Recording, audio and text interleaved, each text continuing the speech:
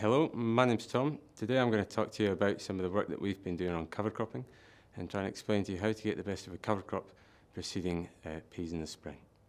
So what is cover cropping? Well, it has many disciplines, but for the purpose of this presentation I'll be referring to cover cropping as the practice of maintaining vegetative cover on arable land intended for spring cropping.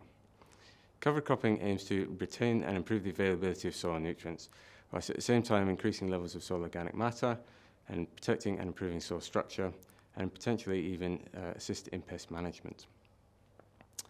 PGRO has recently completed 18 field trials into cover cropping over the last 5 years in partnership with GPC, Bird's Eye, HMC and LSIMS to investigate the benefits and drawbacks of employing cover crops ahead of vining peas under a variety of agronomic circumstances.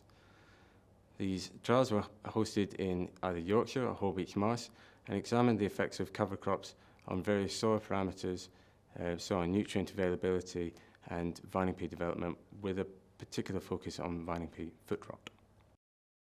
Cover crops can be very effective interceptors of soil mineral nitrogen, assimilating nitrates that would otherwise leach into waterways and groundwater. This has obvious merits in terms of environmental protection and water protection, and can also have an agronomic benefit as it releases nitrogen into the following crop. Our trials have shown that cover crops can accrue in excess of 50 kilograms of nitrogen per hectare over winter, and even exceeding 100 kilograms of nitrogen per hectare if a catch crop is used following vining peas. However, this nitrogen saved over winter did not have any benefit for vining pea development, which under normal circumstances requires no nitrogen input whatsoever. We did, however, determine that when a catch crop is used following vining peas, a small amount of nitrogen, somewhere between 10 and 30 kilograms of nitrogen per hectare, could be omitted from a following cereal input. Cover crops are reputed to be able to scavenge plant nutrients, especially from depth, which upon decay can then be released to the following crop in a more readily accessible form. In addition to this, the returned cover crop biomass and root exudates can help to increase soil organic matter levels, whilst the living roots can help to restore and maintain microbial communities in the soil and mycorrhizal communities, for example. What effects did we see in our trials? Well, none, unfortunately. Our trials were probably just too short to show any real advantage on nutrient availability or soil organic matter. Soil structure can be improved through the rooting action of cover crops. Soil particles may be cleaved or aggregated by the growth and passage of plant roots, leading to greater complexity and porosity of the soil matrix. In our trials, we assess the effects of cover cropping on soil structure with simple visual assessments of soil structure, and frequently recorded that soil structure had been improved where land was previously cover cropped, regardless of the intensity of the tilling regime that followed. This improved soil structure led to increased soil moisture retention throughout the growing season, which is appreciated by the vining pea crop as it is extremely vulnerable to poor rooting environments, moisture stress and compaction. This figure on the screen demonstrates the effect of cover cropping on soil moisture retention.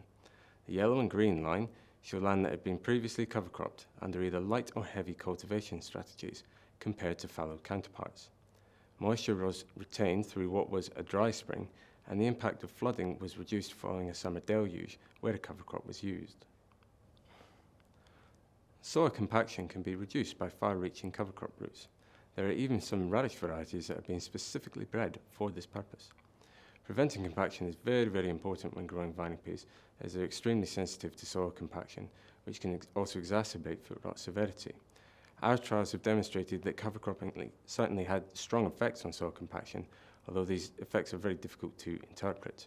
We have been able to demonstrate, however, that soil penetrometer readings and foot rot development do strongly correlate. Although the purpose of cover cropping isn't necessarily to improve productivity, ultimate output and cost benefit are important factors when considering cover cropping. In our trials, a well-established cover crop containing appropriate species would generally result in higher yielding vining peas. Yield increases of up to 1.5 tons per hectare were even observed in some cases, whilst incidences of lower yield were not statistically significant. Increases in yield following cover crops are believed to be predominantly the result of improved soil moisture retention during dry periods in the spring and summer. Foot rot is a serious problem for the UK vining pea sector. A persistent soil-borne fungal disease is extremely difficult to manage, with rotational extension and good soil management the only real tools for the control of foot rot. Cover crops are used elsewhere for the control of arable pests like cyst nematodes, for example, but what potential could they have with regards to foot rot in peas?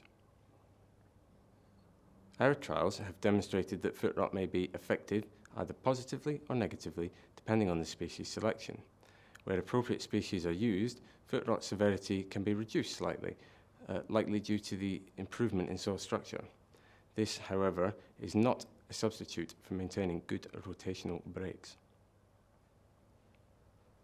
Our trials have demonstrated that a cover crop preceding peas would ideally be dominated by black or spring oats, which have shown the best results in terms of effect on yield and foot rot.